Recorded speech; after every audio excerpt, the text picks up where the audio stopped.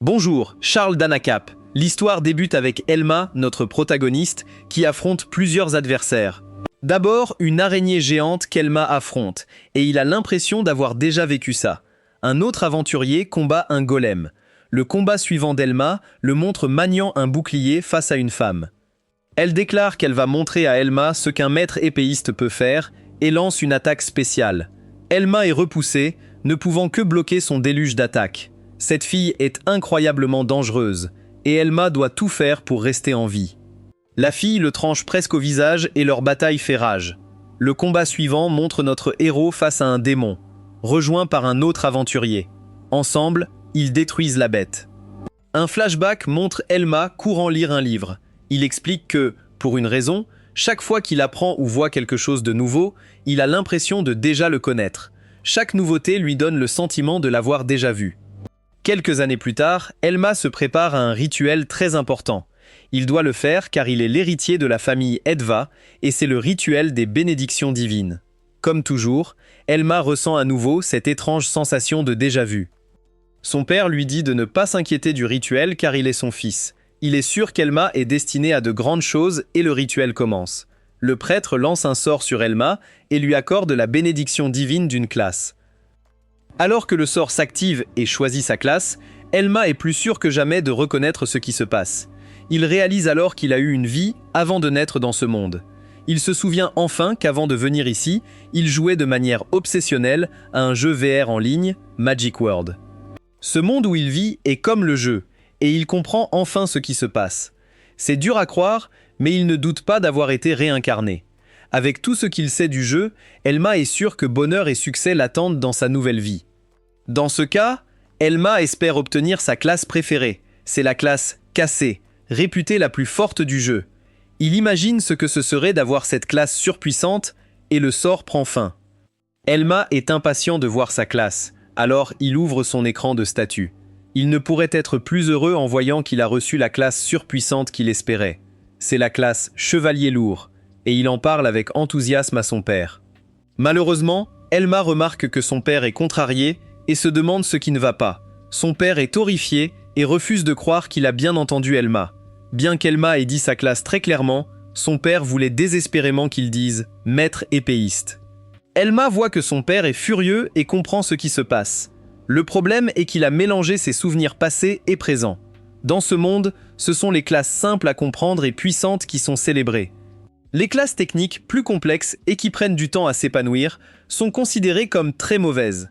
L'analyse et les tests des classes dans ce monde sont en retard, ils ignorent donc à quel point la classe Chevalier Lourd est incroyable.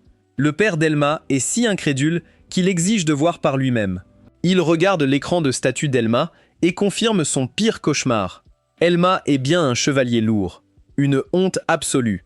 Il dit que la classe est inutile car Elma a de faibles stats partout et aucune compétence d'attaque décente. Il n'y a rien de bon, c'est une classe défectueuse. Alma dit à son père de se calmer, expliquant que le chevalier lourd a les PV et la défense les plus élevés. Mais son père s'en fiche et frappe Elma au visage. Tous regardent avec horreur. Le père d'Elma est content que ça se passe ici. Leur nom aurait été ruiné s'ils avaient été humiliés publiquement à cause d'Elma. C'est alors qu'une femme entre.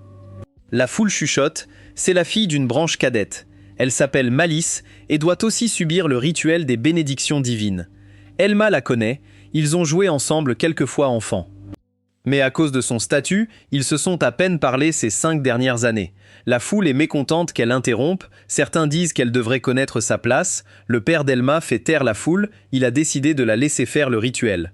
Les tensions montent vite et Elma a un mauvais pressentiment. Le prêtre commence le rituel, utilisant le même sort sur Malice que sur Elma. Une fois le sort fini, Malice vérifie son statut et voit qu'elle a reçu la classe de maître épéiste. La foule l'entend et est sous le choc. Le père d'Alma est silencieux, c'est la classe qu'il voulait pour Alma. Malice s'excuse moqueusement auprès d'Alma, car elle semble avoir pris toutes les compétences. Alma est horrifiée, son mauvais pressentiment s'est réalisé. Qu'une fille de branche cadette obtienne la classe de maître épéiste pourrait aggraver l'humeur de son père. Mais à la surprise d'Elma, son père est ravi. Il félicite Malice, disant qu'elle est une vraie membre de la famille. Il déclare qu'à partir d'aujourd'hui, elle sera sa fille et la véritable héritière de son trône. Alma est choquée, et la foule ne peut croire qu'il ait nommé la fille cadette son héritière. Malice pensait que ce serait Alma, mais elle convient qu'il ne pourrait pas supporter le fardeau. Le père d'Elma le traite de déception et lui dit de partir. Un chevalier lourd est une tache sur leur réputation. Il déclare qu'Elma n'est plus son fils. Il exige de nouveau qu'Elma quitte le manoir pour toujours. La foule l'abandonne. Elma est seule, mais sûre que son père ne pense pas ce qu'il dit.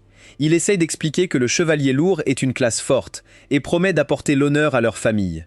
Son père le fait taire et lui dit de ne plus jamais revenir. Il avertit Elma de ne plus jamais utiliser le nom de famille, sinon il lui fera couper la tête. Elma est incrédule et Malice ne peut cacher à quel point elle apprécie ça. Le père d'Elma quitte la pièce. Elma doit partir aussi. Il parle au serviteur une dernière fois, incrédule que son père ne l'ait pas écouté. Le serviteur lui donne de l'argent et s'excuse de ne pas pouvoir l'aider. Elma est chassée du manoir, mais son visage montre qu'il est plus déterminé que jamais à prouver que tous sont tort. En partant, Malice le regarde avec un sourire. Un peu plus tard, on voit à quel point la ville est animée. Lord Tyl dit à une audience qu'il fera bientôt une quête de promotion. Il a des relations avec les examinateurs, ce sera un jeu d'enfant. Non loin, une fille nommée Lucci dit qu'aujourd'hui est le grand jour. Elle promet de faire de son mieux, mais un gars de son groupe lui dit de ne pas gêner. Il trouve son comportement étrange et voudrait qu'elle chasse normalement. Non loin, Elmer arrive à l'auberge où il va loger. Il traite son père d'ordure pour lui avoir causé tant de problèmes. Il a tout perdu, sa maison, sa famille, sa vie entière. Mais ce qu'il lui reste, c'est la classe de chevalier lourd, la plus puissante de toutes. C'est une classe cheatée, mais personne d'autre que lui ne le sait. Alma réalise alors que ce monde, son histoire, son environnement et même le nom de la ville ne ressemblent en rien au jeu. Il y a beaucoup d'inconnus, il devra donc faire des recherches. Mais la première chose à faire est de tester sa classe et ses compétences. Il dit afficher les stats et son écran de statut apparaît. Il réalise que si les choses ont changé et que la classe de chevalier lourd n'est plus surpuissante, alors il est fichu. Il examine tout et est soulagé de voir que la classe de chevalier lourd est toujours cheatée. C'est exactement la même que dans le jeu et c'est toujours la meilleure. Il regarde les arbres de compétences et explique ce que c'est. Les arbres de compétences permettent de choisir les types de compétences souhaitées. Alma a actuellement 5 points de compétences restants, ce sont les points bonus initiaux obtenus en acquérant une classe. Désormais, il gagnera 1 point de compétence supplémentaire à chaque niveau. Il dit que la façon dont ces points sont attribués déterminera le destin d'une personne. Alma explique ensuite qu'il existe 2 types de compétences. Il y a les compétences fixes déterminées par la classe et celles attribuées aléatoirement à la création du personnage.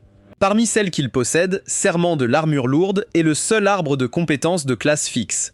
Alma explique que les gens l'appelaient le plus faible des arbres de compétences du chevalier lourd. Il peut être assez puissant, mais il est difficile à utiliser et beaucoup de ses compétences ont des applications limitées. Quant à l'arbre de compétences booster de défense, Elma dit qu'il est plutôt utile. Il n'accorde aucune compétence, mais il augmente la défense. Ensuite, il y a cet arbre appelé maîtrise de l'épée du débutant, qui n'est pas mal non plus. Une fois au maximum, il peut évoluer en maîtrise de l'épée avancée avec des objets spéciaux. Alma sait déjà dans lequel de ces arbres il veut mettre ses 5 points de compétence, alors il choisit Serment de l'armure lourde. Après lui avoir attribué ses 5 points, il atteint le niveau 2. Alma est stupéfait d'acquérir immédiatement la compétence Reflet du rempart. Étonnamment, Serment de l'armure lourde atteint alors le niveau 5 et sa défense augmente de 10. Elma est fou de joie et déclare que c'est un excellent point de départ. Peu de temps après, nous retrouvons Elma dans la forêt, entièrement équipée. Il prend un moment pour évaluer son environnement et nous voyons ses statistiques actuelles. Il traverse la forêt jusqu'à rencontrer un monstre grenouille appelé Arana. Il affiche les stats du monstre et voit qu'il est de niveau 2. La bête attaque notre héros. Alors Elma utilise Reflet du rempart pour bloquer l'attaque. Cette capacité crée un mur d'énergie en forme de rempart de château. Cette structure défensive est si puissante qu'elle vainc le monstre toute seule. Elma est très satisfait de sa capacité et les points d'expérience gagnés au combat le font passer au niveau 2. Une explication de son Reflet du rempart révèle que c'est une compétence courante. La description explique que lorsqu'une attaque ennemie est annulée par sa défense, cette compétence inflige des dégâts égaux à la défense de l'utilisateur. Elma va récupérer le butin de sa victoire et voit que le monstre a laissé tomber une pierre magique de niveau 2. Elle ne vaut pas grand-chose, mais Elma décide de la garder. Juste à ce moment-là, Elma doit être sur ses gardes car il entend quelqu'un courir et appeler à l'aide.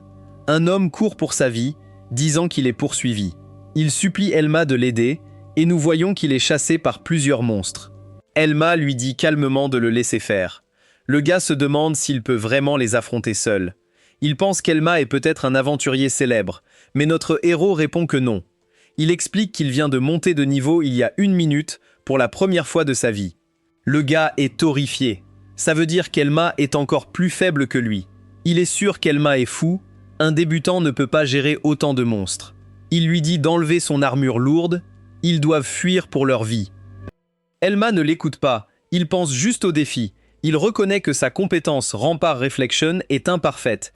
Elle ne s'active que si la défense annule tous les dégâts, étant largement supérieure à l'attaque de l'adversaire. Elle est aussi inefficace contre les ennemis supérieurs et inconnus. Les monstres attaquent, le gars dit à Elma de courir. Elma ne bouge pas d'un pouce et se prépare à utiliser son pouvoir. Malgré ses défauts, Elma sait sa puissance. Les monstres se rapprochent, il active Rempart Reflection. Le mur réapparaît et tous les Rana s'y écrasent. Un par un, ils sont éliminés. Elma annonce qu'il connaît déjà les ennemis de départ. Son niveau est bas, mais il a boosté sa défense avec des bonus de compétences et de l'équipement. Contre les Rana, Elma déclare pouvoir en battre des dizaines. Il utilise encore Rempart Reflection et éventre chaque monstre. Des cadavres de Rana sont partout, le gars regarde stupéfait. Ce gars vient de vaincre tant d'ennemis d'un coup, il se demande qui il est. Elma donne son nom complet, mais se souvient de son père. Il ne devait plus jamais utiliser le nom de famille, ou sa vie prendrait fin. Notre héros se rétracte et se présente simplement comme Elma, le chevalier lourd. Après plus de chasse, Elma atteint le niveau 8 et acquiert le titre « L'inébranlable ». Il vérifie son statut et confirme que ce système fonctionne comme dans le jeu Magic World. L'aventurier sauvé se présente, Harris, un débutant d'un village isolé. On lui a dit qu'on ne pouvait pas lui faire confiance s'il n'atteignait pas le niveau 3 seul. Il paniquait de ne trouver personne pour faire équipe. Elma lui a vraiment sauvé la vie. Harris veut le remercier, mais Elma dit de ne pas s'en faire. Il en a profité, ces monstres étaient parfaits pour monter de niveau. Elma compte prendre toutes les pierres magiques et Harris accepte sans se plaindre. Harris demande à Elma de former un groupe en ville. Il suppose qu'Elma a du mal à trouver du travail, les classes défensives étant impopulaires. Cela fait penser à Elma à la façon dont son père l'a traitée en apprenant sa classe. Le chevalier lourd est vu comme défectueux ici. Son père lui a dit qu'il était inutile. Étonnamment, Harris trouve Elma incroyable et qu'il ferait une super équipe. Harris promet même de changer la vie de tous après avoir vu à quel point Elma est incroyable. Malheureusement, Elma refuse son offre. Harris se demande pourquoi il préfère combattre seul. Il souligne qu'Elma est une classe de bouclier et qu'il ne montera jamais de niveau efficacement seul. Il supplie Elma de ne pas être têtue. Mais Elma devient très sérieux. Harris est pris au dépourvu. Elma s'excuse. Au fond, Elma sait qu'Harris a raison. Les classes défensives protègent les alliés et attirent les attaques. Cependant, avec des coéquipiers, Elma devrait partager l'expérience. Et ça, c'est nul. Elma veut gagner des niveaux, des objets, des compétences et des titres aussi vite que possible. Il doute aussi que quiconque croit en son savoir sur le potentiel caché du chevalier lourd. Surtout, Elma n'a pas de temps à perdre. Il doit encore accomplir tant de choses, atteindre son plein potentiel et se venger de son père. Au fil de la journée, Harris tente toujours de convaincre Elma, disant qu'il fait ça pour son bien. Il souligne qu'Elma est incroyable, mais qu'il ne peut pas aller très loin avec sa méthode actuelle. Il ne peut pas farmer des Rana éternellement, alors ils devraient viser plus haut ensemble. Jess et Elma sentent quelque chose de dangereux caché dans les arbres. La tension monte vite et Harris panique, cherchant ce qui arrive. Soudain, un monstre araignée géant tombe d'en haut. Harris est horrifié. Cette créature ne devrait pas être près d'une zone de chasse pour débutants. Harris évite de justesse une attaque et Elma vérifie les stats du monstre. Il découvre que cette bête est un type Arande de niveau 16. Cela signifie que l'araignée géante est 2 fois le niveau d'Elma. Elma réalise qu'elle utilise une compétence appelée Creepy Crawly pour cacher sa présence. Le type Arande possède aussi un poison ralentissant et une attaque dangereuse appelée griffe enflammée. Malheureusement, la réflexion du rempart d'Elma est presque inutile contre des ennemis de niveau bien plus élevé. Sa défense doit être 2 fois plus haute que leur attaque, sinon la compétence ne s'activera pas. Elma détermine que sa griffe enflammée le tuera en un coup si elle l'atteint. Harris réalise qu'il a probablement attiré l'araignée vers eux et il s'en veut. Il est terrifié, mais propose de distraire la bête pendant qu'Elma s'enfuit. Elma jette un œil à Harris, et c'est évident à quel point il a peur. Notre héros refuse de s'enfuir et dit calmement à Harris qu'il s'occupera du monstre lui-même. Harris pense qu'Elma a perdu la tête, les débutants ne peuvent pas vaincre un type Arande. Il sait qu'Elma est fort, mais battre ça est juste physiquement impossible. Elma sait que cette bataille sera dangereuse, mais il déclare qu'elle n'est pas complètement impossible à gagner. Elma ouvre son écran de statut et voit les 7 points de compétence qu'il a gagnés. Il met chaque point dans le serment de l'armure lourde et débloque une nouvelle compétence. La nouvelle compétence s'appelle Désarmement et elle réduit l'attaque d'un adversaire quand Elma porte un coup. Elma explique que la réduction est de 20% et dure 1 minute. Il déclare que c'est la compétence dont il avait besoin, car affaiblir le type Arande peut activer la réflexion du rempart. Elma défie la bête et dit qu'il va affronter cette araignée singe. Ce combat est à haut risque et à haute récompense, et Elma dit que rien ne l'excite plus qu'un tel combat. Le type Arande charge notre héros, mais Elma évite ses bras puissants et reste calme. Elma connaît déjà ses schémas d'attaque et sa portée grâce au jeu, il est donc sûr qu'il ne peut pas l'atteindre facilement. Le monstre attaque à plusieurs reprises, mais Elma continue d'esquiver en attendant la bonne occasion. C'est alors que l'Arande utilise un rayon de poison, et Harris s'inquiète pour notre héros. Elma ne cille même pas en déclarant qu'il va encaisser cette attaque exprès. Le poison l'atteint, mais notre héros a un plan. Il endure le poison, puis se précipite et frappe la bête en utilisant Désarmement. Son attaque le blesse à peine, mais Elma est sûre que le malus d'attaque a été appliqué. L'araignée furieuse enchaîne immédiatement avec une griffe enflammée et frappe Elma d'une attaque brûlante massive. Harris est horrifié, pensant qu'Elma est mort, mais notre héros émerge de la poussière. Il dit à l'araignée que cette attaque est inutile. Alma explique que le rayon empoisonné coûte 7 points de magie, et la griffe enflammée 5. Connaissant leur coût, Alma peut suivre la magie restante de la bête. Ce n'est pas beaucoup, Alma sait quoi faire. Il s'approche et place un second désarmement avant que l'Aranda ne l'arrête. L'attaque de l'araignée est réduite de 20% supplémentaire, soit 40% au total. Alma révèle aussi son nouveau titre, l'inébranlable. Il augmente sa défense de 10% tant qu'il tient sa position. Avec ses 2 désarmements et son titre actif, Alma a enfin assez de défense pour que son plan marche. Il explique que les différences de niveau et de capacité peuvent être surmontées avec le bon savoir. La bête le poursuit, mais notre héros déclare que la victoire est sienne. L'Arandite attaque de nouveau, mais Elma tient bon. Son attaque affaiblie ne le blesse pas, les conditions du reflet du rempart sont réunies. Alma l'active et un mur massif surgit devant l'Arandite. La créature est projetée en arrière et ne peut plus bouger. Alma déclare le combat terminé et met fin à la vie de l'araignée. Harris regarde stupéfait. Elma a vaincu un monstre qui aurait dû être impossible. Leur victoire fait passer Elma du niveau 8 au 12 et lui donne 4 points de compétence. Elma essaye de les ajouter au serment de l'armure lourde, mais le système l'arrête. Il dit que des points ne peuvent pas être ajoutés à l'arbre de compétences pour l'instant. Alma reconnaît ce message et réalise qu'une autre fonctionnalité de Magic Word existe ici. Son arbre de compétences atteint le niveau 15 et Elma acquiert une nouvelle compétence, Parade. Elma est excitée, il a enfin toutes ses compétences de base. Harris n'en croit pas ses yeux et se demande qui est vraiment Elma. Il admet qu'Elma peut se battre seule, il s'est inquiété pour rien. Il pense qu'Elma ira bien sans lui, mais remarque qu'il est empoisonné. Harris propose de le raccompagner en ville, Elma accepte son aide en le remerciant. Une fois Elma guérie, ils se disent au revoir. Harris remercie notre héros et espère qu'ils resteront amis. Plus tard, Elma va à la guilde des aventuriers pour s'enregistrer officiellement. Il dit à la réceptionniste qu'il est Elma, chevalier lourd niveau 12. Des aventuriers rient, croyant les chevaliers lourds inutiles. La réceptionniste traite sa demande et l'approuve presque comme aventurier de rang F. Elma explique qu'il y a 7 rangs d'aventuriers, S étant le plus haut. Une équipe doit avoir un aventurier de rang E minimum pour entrer dans un donjon. Alma a aussi découvert que le rang limite les points de compétence qu'il peut ajouter au serment de l'armure lourde. C'est pourquoi le système l'a arrêté. Alma doit atteindre le rang E au plus vite. Notre héros demande comment trouver une équipe, mais la réceptionniste dit que les utilisateurs de boucliers sont rarement recherchés. Elle le prévient que ça prendra du temps, mais Alma y réfléchira plus tard. Des aventuriers continuent de l'insulter, personne ne veut d'un chevalier lourd de bas niveau. Alma les ignore et sort le sac magique de son manoir familial.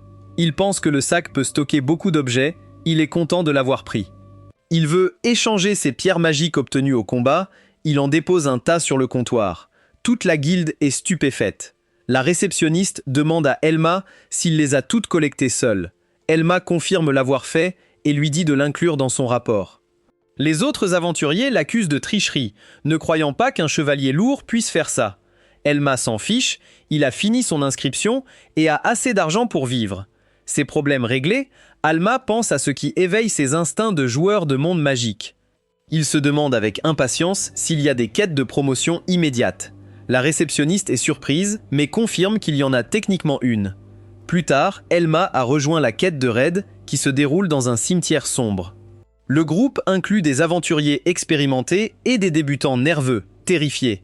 Un vétéran massif, Gotan, s'approche, ayant entendu qu'un clown a rejoint leur raid. Il regarde Elma et suppose que c'est lui le clown. Gotan dit que beaucoup de débutants sous-estiment guildes et monstres et se font tuer. Il refuse de croire qu'Elma ait vaincu un type Arand alors qu'il n'était que niveau 12.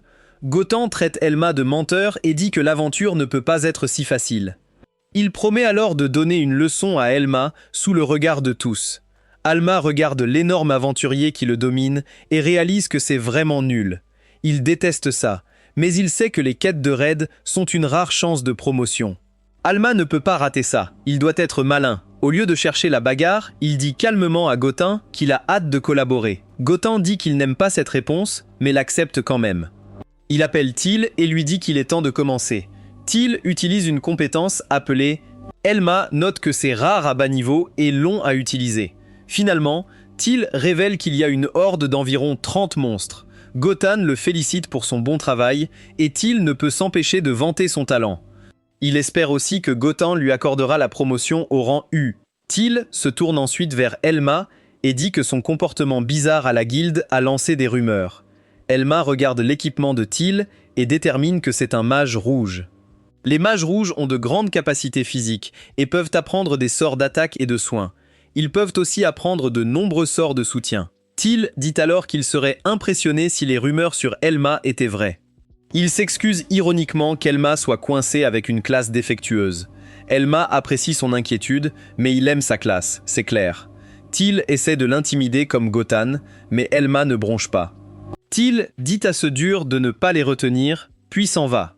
Elma pense que Mage Rouge est l'une des classes les plus difficiles. À première vue, il semble capable de tout faire, et dans le jeu, on les appelait les touche-à-tout. Ce monde n'est pas le jeu, les gens préfèrent les classes faciles, donc peu de mages rouges. Plus tard, Gotan rassemble tout le monde pour examiner la situation. Cette horde de morts-vivants qu'ils affronteront est menée par un monstre appelé la tête de Ghoul. Tous sont choqués, car c'est un monstre puissant. Gotan est un aventurier de rang D, il déclare qu'il gérera le boss seul. Il dit aux autres de garder leur distance et de s'occuper des faibles. Un aventurier demande s'il les protégera, la réponse de Gotan est troublante. Il ne protégera personne pris dans ce combat. Les aventuriers sont sidérés, ils comptaient sur lui. Il pensait n'avoir qu'à rester près de Gotan, mais il sera entièrement concentré sur le boss. Alma, elle, pense que le Ghoulhead est de niveau 30. Il n'a pas de compétence d'attaque, mais une de ses capacités est une vraie plaie.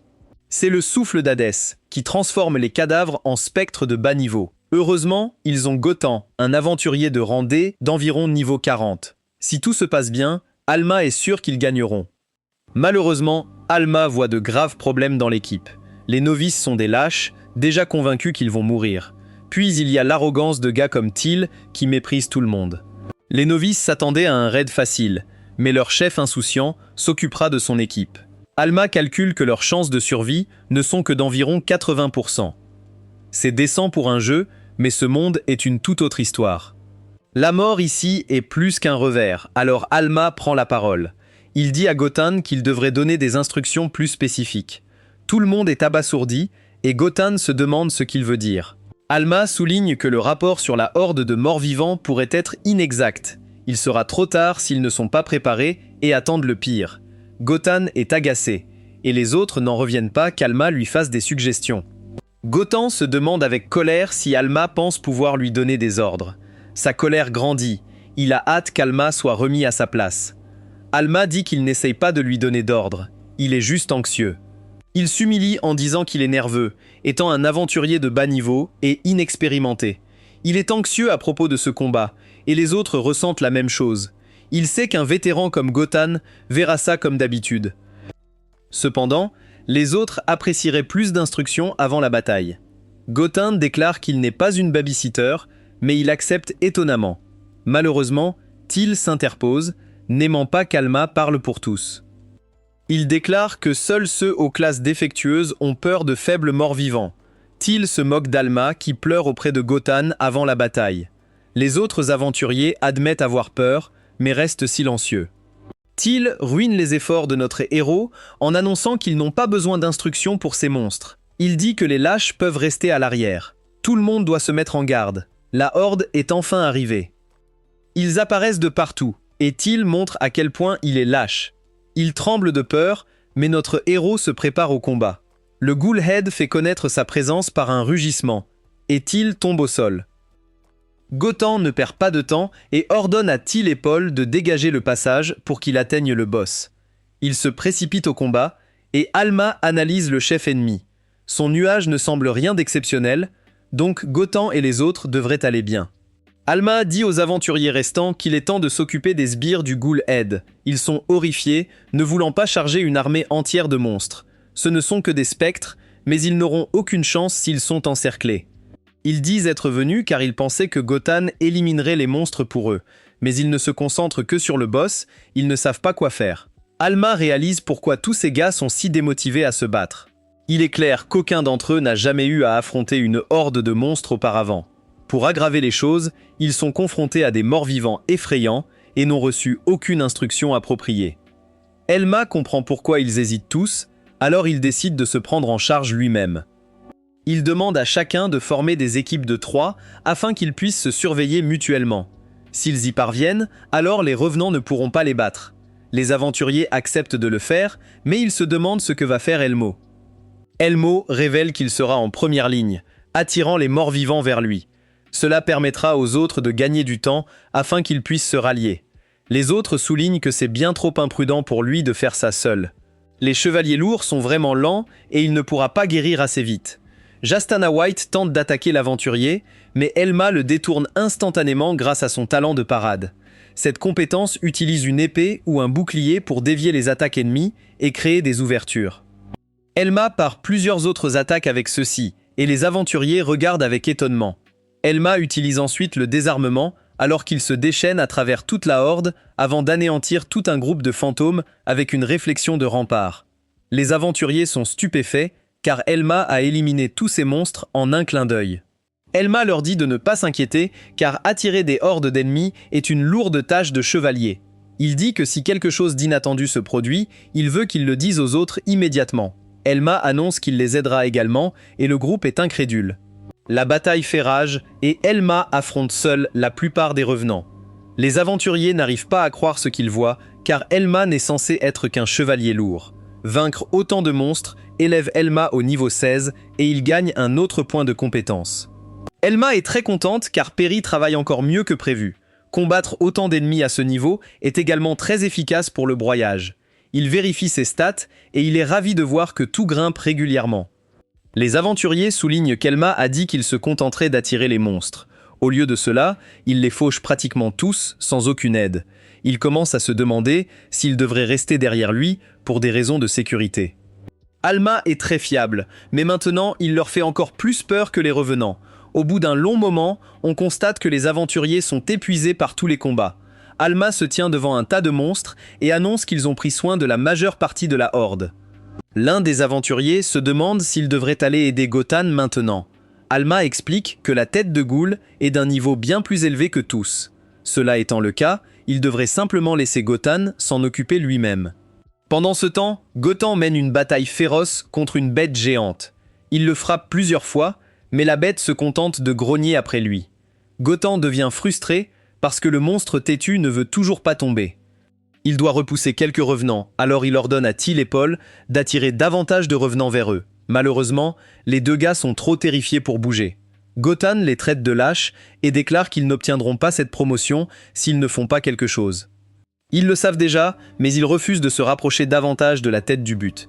Ils ne veulent pas se retrouver pris dans le combat, ils ne peuvent donc aider qu'à distance. Au moment où la tête du but attaque Gotan, il prépare un contre. Il frappe Ghoulhead avec une attaque puissante appelée Rock Shaderer. La bête est vraiment blessée maintenant et tout le monde est impressionné par Gotan. Alma vérifie les statistiques de la bête et réfléchit à la façon dont ils ont cela dans le sac. Gotan pourrait achever la tête de Ghoul d'un coup. Le problème, c'est qu'une foule de spectres bloque le chemin. Les aventuriers se demandent s'ils doivent les attaquer, mais Alma leur dit d'attendre. La tête de Ghoul choque tout le monde en dévorant les spectres proches. Elle en mange un après l'autre, au moins 10. Les aventuriers sont horrifiés de voir la santé du monstre se rétablir. Alma explique que la bête a une compétence, consommer les cadavres, pour récupérer des PV en mangeant morts-vivants et corps. Nos héros sont surpris, car les têtes de Ghoul ont normalement très peu de chances de posséder cette compétence. Autre chose le tracasse, et Alma y pense. La compétence « consommer les cadavres » ne devrait pas exiger que la bête mange autant de morts-vivants pour une seule guérison. Le monstre continue de se gaver, et Alma commence à comprendre. La vraie raison de son appétit est évidente pour lui, et la bête rugit. Gotan, ignorant, est juste content que tous ces spectres gênants aient disparu. Il se précipite pour combattre le boss, mais Alma lui dit désespérément d'arrêter. Gotan ignore l'avertissement et déclare qu'il va régler ça vite. Il s'apprête à porter le coup final, mais quelque chose d'horrible se produit. Il s'arrête net, la bête libérant une tonne d'énergie. Elle hurle comme un monstre, les autres ne comprennent pas. Même notre héros est choqué alors qu'elle se transforme. La tête de Ghoul évolue en une créature bien plus terrifiante, le Mad Header. Elle passe du niveau 33 à 40 sous les yeux de tous. Elle est clairement plus dangereuse, et tous regardent avec terreur. Alors que tous fixent la bête sous le choc, Alma explique l'évolution d'existence. C'est un événement rare, sous certaines conditions, les monstres éveillent tardivement des capacités et se transforment pour échapper à des situations. Même dans le jeu du monde magique, les conditions exactes de l'évolution d'existence n'étaient pas claires. Jasta et Alma réalisent que la bête prépare quelque chose et il dit à Gotan de s'éloigner. Trop tard, elle lance une attaque et étourdit Gotan. Alma ordonne à Teal et Paul de distraire le monstre, mais ils sont terrifiés. Teal est sûr que la bête le tuera s'il l'attaque avec de la magie. Alma lui rappelle qu'ils perdront tous la vie si Gotan est vaincu. Malheureusement, ils n'agissent pas assez vite, et la bête attaque Gotan. Gotan est sans défense et subit d'énormes dégâts. Les autres ne peuvent que regarder. Il est paralysé et la bête s'apprête à l'achever. Les autres ne peuvent supporter de regarder, mais notre héros intervient pour le sauver.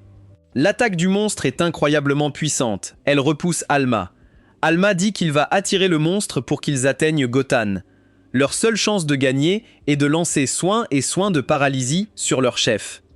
Teal n'a que soin, ayant mis ses points en attaque. Il ne peut rien contre la paralysie, et Alma se demande pourquoi Teal a fait un si mauvais build. Ils doivent au moins soigner Gotan, alors Alma leur dit de l'emmener en sécurité. Les lâches écoutent enfin et courent chercher Gotan. Alma pense qu'on se remet du poison d'un Mad Header après 3 minutes en moyenne. Il doit juste survivre assez longtemps pour que Teal soigne Gotan et qu'il reprenne le combat. Notre héros ne peut s'empêcher de remarquer que la réalité est vraiment différente du jeu. Alma ne recule pas un seul instant lorsqu'il déclare qu'il combattra le Mad Header jusqu'au retour de Gotan. Les autres aventuriers pensent qu'Alma est folle parce que les aventuriers de rang franc ne peuvent pas combattre une bête comme celle-ci. Certains d'entre eux commencent même à s'enfuir parce qu'ils savent qu'ils seront les prochains après que la bête aura éliminé Alma. Alma ne se soucie pas qu'ils partent car il ne tiendrait probablement pas plus de 10 secondes dans ce combat. De plus, il ne peut pas se permettre de défendre des aventuriers de bas rang tout en combattant cette bête. Il se met à crier comme un fou, mais Elma ne bouge pas d'un pouce. Il pense juste à l'énorme différence de niveau entre lui et le monstre. Il est au niveau 16, tandis que le Mad Hatter est au niveau 40. Une seule erreur signifiera la fin de sa vie. Il doit donc être prudent. À ce moment-là, le fou se remet sous tension et notre héros parvient à peine à esquiver son attaque. Étonnamment, Alma court dans l'autre sens et la bête le poursuit. Il finit par perdre la trace de notre héros, alors Alma essaye de le confondre. Il le fait regarder dans une direction en lui lançant une pierre, puis il se lance dans une attaque. Malheureusement, la bête l'évite et a presque fini de constater que c'est désormais lui qui a perdu la trace de son adversaire. La bête parvient à lancer une attaque surprise et envoie notre héros voler. Alma réitère que la différence de niveau est tout simplement trop grande, et il dit que la situation est nulle. Il n'aurait jamais pensé qu'il affronterait un adversaire aussi puissant sans être aussi préparé. Cependant, il estime que c'est un très bon test de ses capacités. Il déclare qu'il ne serait pas un homme si ce combat ne lui faisait pas battre le sang. Il charge à nouveau et les autres aventuriers ne comprennent pas ce qui se passe. Le chevalier lourd tient en quelque sorte tête au monstre qui a renversé Gotan. Un gars est vraiment impressionné et il se demande si Alma pourrait gagner. L'autre aventurier lui dit de ne pas être stupide car Alma perd lentement. C'est un miracle qu'il soit encore en vie, et il ne tiendra probablement pas très longtemps. Alma continue d'échapper aux attaques, mais il réalise quelque chose. S'il continue à laisser le fou attaquer, il finira par porter un coup. Il sait qu'il devra riposter s'il veut garder la bête sous contrôle. Alma affiche son écran de statut et met quelques points sur l'escrime du débutant. Il atteint le niveau 5 et il acquiert la compétence vitale de tranche. Cela permettra à Alma de porter un coup violent avec sa lame à distance nulle. De plus, il est très efficace contre les cibles dotées d'une défense élevée. La bataille continue et Alma utilise la parade pour éviter d'être touché. Il réduit l'écart avec une vitesse incroyable et utilise pour la première fois un slice vital. Tout le monde est abasourdi car il a réussi à infliger des dégâts. Bien sûr, ce n'est pas suffisant puisque la bête ne l'a même pas remarqué. Alma réfléchit à la façon dont la tranche vitale sacrifie la portée de la lame de l'utilisateur. Pour cette raison, tous les autres aventuriers considéraient cette compétence comme défectueuse. Cependant, son efficacité à infliger des dégâts fonctionne très bien pour le chevalier lourd à faible attaque et à haute défense. Pourtant, notre héros sait que cela ne suffira pas à vaincre la bête. Il doit continuer à esquiver pendant que la créature attaque sans aucun contrôle. C'est alors qu'Alma dit que le vrai combat commence maintenant, mais il révèle que son travail est terminé. La bête est confuse, mais ce qu'Alma voulait dire devient clair lorsque Gotan rejoint le combat. Il s'écrase sur la bête et utilise son attaque divisée de tueur de dragons. Le monstre hurle d'agonie alors que l'attaque cause une quantité insensée de dégâts et sa vie prend fin. Tout le monde fait la fête et Elma acquiert suffisamment d'expérience pour passer du niveau 16 au niveau 23. Gotan est vraiment impressionné par lui, car il n'arrive pas à croire qu'un simple aventurier franc ait survécu contre un monstre qui a failli le vaincre. Elma admet qu'il était presque à sa limite, alors il remercie Gotan d'être venu quand il l'a fait. Tout le monde retient son souffle, car ils n'ont aucune idée de la réaction de Gotan. À la surprise absolue de tous, Gotan s'excuse auprès de notre héros. Il admet que son leadership était inadéquat et qu'il a été imprudent. Il a dit qu'Elmo avait raison sur tout, donc c'est lui qui mérite une récompense pour avoir vaincu la bête. Tout le monde est à court de mots, car la récompense est la pierre magique de niveau 40. Et elle est vraiment précieuse. Alma réfléchit à la façon dont il pourrait réellement utiliser cet argent, parce qu'il est fauché en ce moment. Il se demande toujours si tout va vraiment bien, et Gotan dit que oui. À ce moment-là, ils remarquèrent que le monstre rare de niveau 40 avait également laissé tomber un objet. Gotan est visiblement séduit par l'impressionnant bouclier, alors Elmo se demande s'il le veut. Gotan dit que ce serait ridicule car il ne revient jamais sur sa parole. Il est clair qu'il aime quand il demande s'il peut vérifier la description de l'article. Tout le monde s'en amuse et Elma lui permet de regarder. Notre héros récupère son nouveau bouclier et son écran d'état révèle qu'il s'appelle la rage du démon. Il ajoute 25 points à la défense de son utilisateur et son prix marchand est de 3 millions d'or. De plus, après avoir bloqué une attaque, la prochaine attaque de son utilisateur reçoit 8 points bonus. Les aventuriers sont tous abasourdis car 3 millions d'or, c'est une somme d'argent insensée. Alma réfléchit alors à la façon dont la réflexion des remparts ne s'active que lorsque son armure est touchée. Cependant, avec ses statistiques, il pouvait arrêter les attaques autour de son niveau avec juste le bouclier. Il va le garder, parce que s'il vendait quelque chose d'aussi précieux, cela attirerait beaucoup d'attention indésirable. Par la suite, Alma se demande ce qui va se passer au niveau de sa promotion. Gotan lui dit de ne pas s'inquiéter, car il va dire à la guilde que ce serait leur perte s'ils ne le promouvaient pas. Tout le monde est choqué, parce que Gotan soutient vraiment Alma. Gotan dit qu'il veillera à promouvoir Elma dès que possible. Il révèle que la guilde lui a dit de s'assurer qu'Elma ne triche pas. Cependant, il réalisa que leur avertissement était erroné. Il déclare que si quelqu'un s'oppose à la promotion d'Elma, il l'éliminera. Il rit comme un fou, et Till l'interrompt pour lui poser des questions sur sa promotion.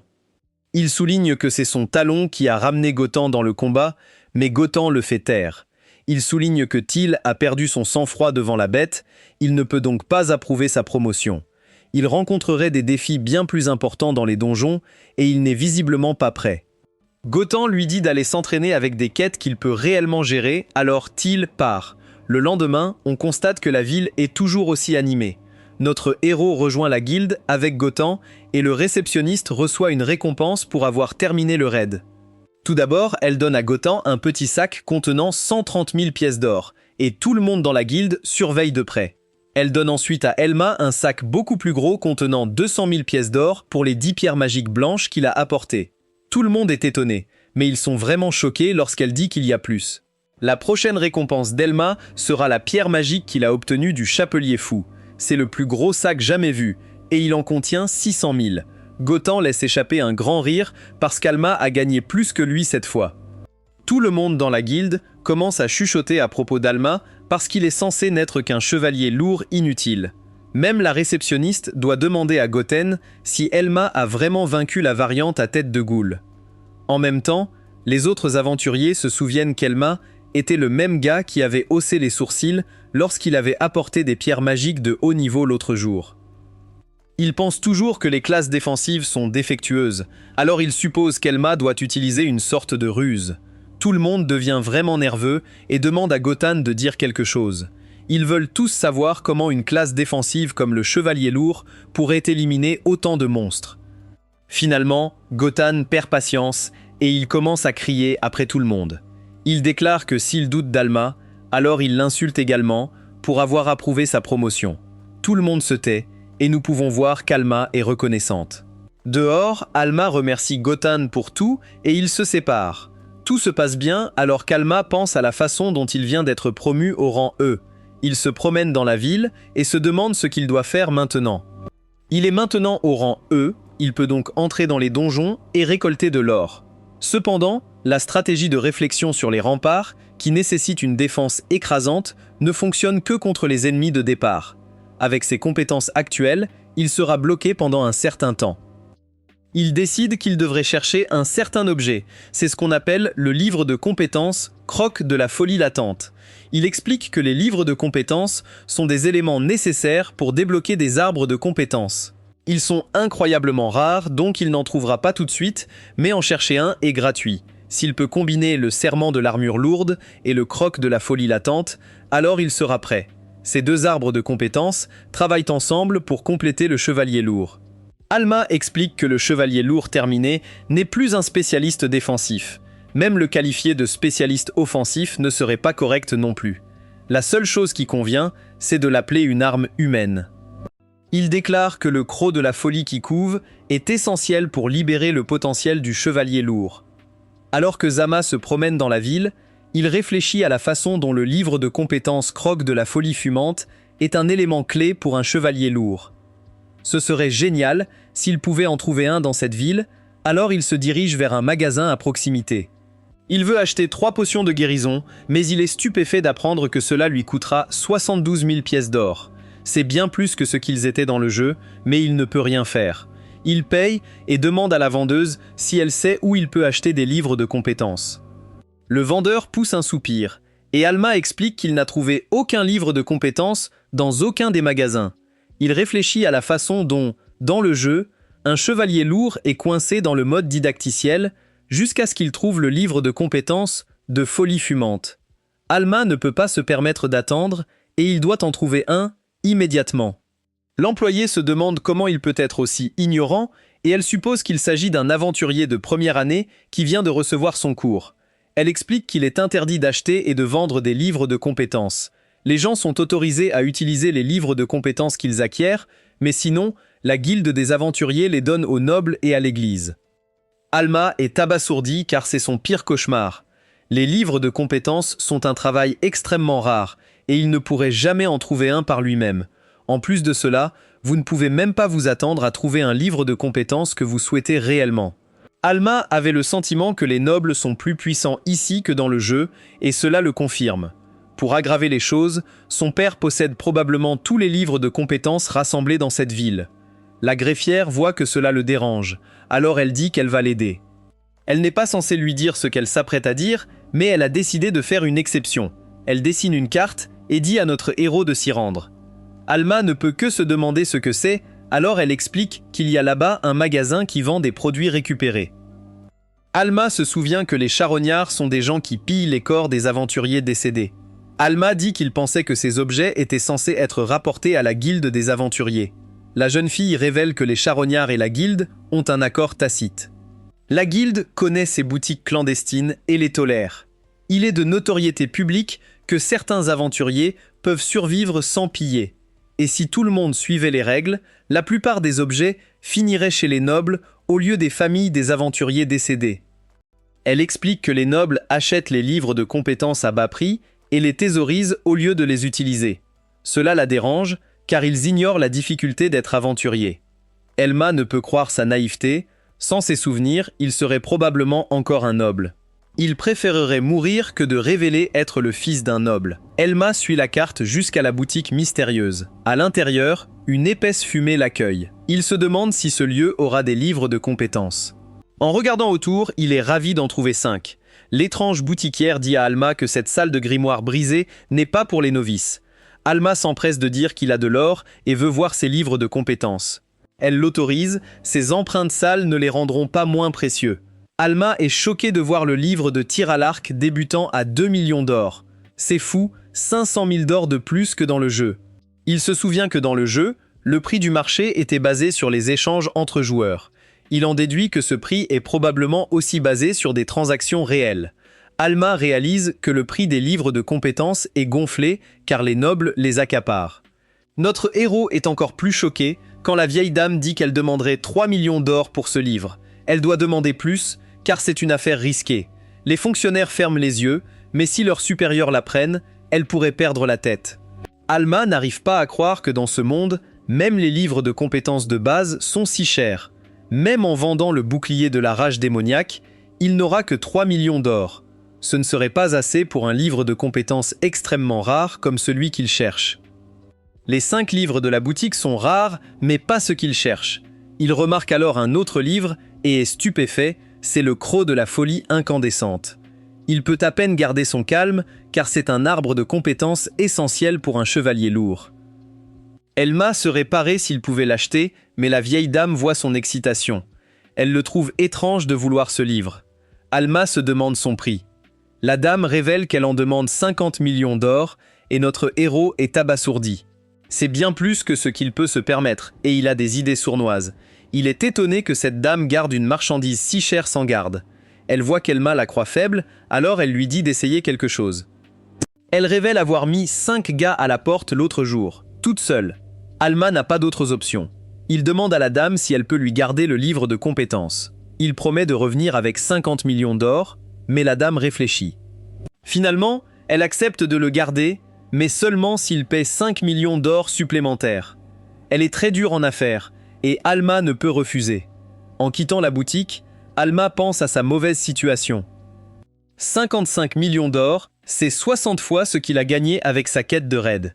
Il ne peut se plaindre, car il n'imagine même pas le prix des livres de compétences plus puissants.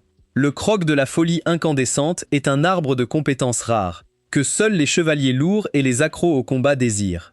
Alma ne veut même pas penser au prix des livres de compétences plus populaires. Il doit trouver des moyens de gagner de l'argent. Il pourrait essayer de devenir riche rapidement en cultivant des butins rares dans les donjons. Malheureusement, cela ne fonctionnera pas, car les chevaliers lourds n'ont pas les compétences nécessaires pour infliger des dégâts conséquents. Il envisage d'élever des monstres faibles avec une réflexion de rempart, mais cela prendrait trop de temps. Il pense qu'il pourrait trouver un autre livre de compétences et améliorer ses arbres de compétences, mais cela ne fonctionnera pas non plus. Il cesserait de les utiliser une fois qu'il aurait acquis le croc de la folie latente, et il préférerait ne pas gaspiller de points de compétences. Finalement, il se rend compte qu'il aurait beaucoup plus d'options s'il faisait équipe avec d'autres aventuriers. Il pense aux aventuriers qu'il a rencontrés jusqu'à présent, dont Gotan qu'il a défendu. Il décide que trouver des alliés sera sa meilleure option. À ce moment-là, je suis ici en groupe pour parler d'un butin fou qu'ils viennent de recevoir d'un donjon. On l'appelle l'épée imbibée de sang, et son prix sur le marché est de 2 millions d'or. La fille nommée Lucy dit que tout cela était dû à ses compétences, mais son parti l'ignore. Le gars se demande même si elle a vraiment fait quelque chose. Il souligne qu'ils ont finalement obtenu cette rareté après avoir visité le donjon à plusieurs reprises. Il n'est pas sûr que cela ait quelque chose à voir avec les compétences de Lucci. Lucci ne peut pas vraiment le nier, mais elle dit que s'ils visitent davantage de donjons, ils verront la différence qu'elle fait. Elle dit qu'ils ne font que commencer en équipe, mais le gars souligne grossièrement qu'elle est vraiment faible. Elle les retenait simplement, et il se demande si elle pensait vraiment qu'elle obtiendrait une part de la vente. Lucci est horrifiée parce qu'elle leur a fait confiance. Elle essaye de souligner qu'elle a risqué sa vie en combattant en première ligne avec eux, alors elle aimerait au moins 100 000 pièces d'or. Cela ne représente qu'un 20e du prix auquel ils le vendront, mais ils ne sont même pas disposés à lui donner cela. Le gars admet qu'elle a risqué sa vie, mais elle n'a tout simplement pas de compétences d'attaque décentes. Elle ne fait qu'absorber les dégâts, et c'est là le problème. Il dit qu'elle n'est pas vraiment utile, et cela blesse vraiment Lucci.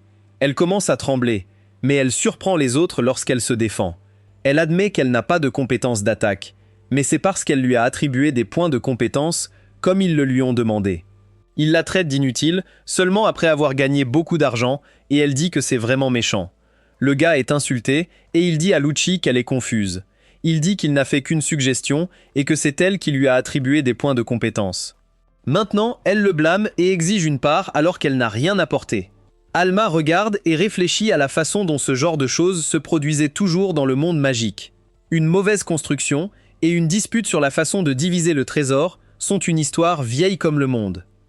Vous attribuez vos points de compétence en fonction de votre groupe, mais la situation change et vos choix n'ont plus de sens. Le gars accepte de lui donner une part, alors il jette vraiment 100 000 pièces d'or par terre. Il lui dit de le ramasser et de se perdre. Il dit qu'ils l'ont gardée là, même si elle est faible et n'a aucune capacité d'attaque. Maintenant, elle montre ses vraies couleurs parce qu'elle est aveuglée par la monnaie. L'autre fille est en quelque sorte d'accord et dit qu'elles ne peuvent pas se permettre de partager la richesse qu'elles ont acquise. Ils ont réussi à renverser la situation contre Lucci alors qu'elle s'excuse de les avoir bouleversés. Elle dit qu'elle ne veut même plus de l'or, mais ils lui disent qu'il est trop tard. Le gars lui souhaite bonne chance pour trouver un nouveau parti, mais il ne sait même pas qui recruterait une perdante comme elle. Il la laisse derrière eux et Elma dit qu'il a déjà vu des choses comme ça. Il est courant que certaines relations ne durent que le temps que dure l'argent. Pour rendre les choses encore plus difficiles, le système de points de compétence est brutal. Vous devez cultiver des monstres au-dessus de votre niveau pour obtenir une expérience décente.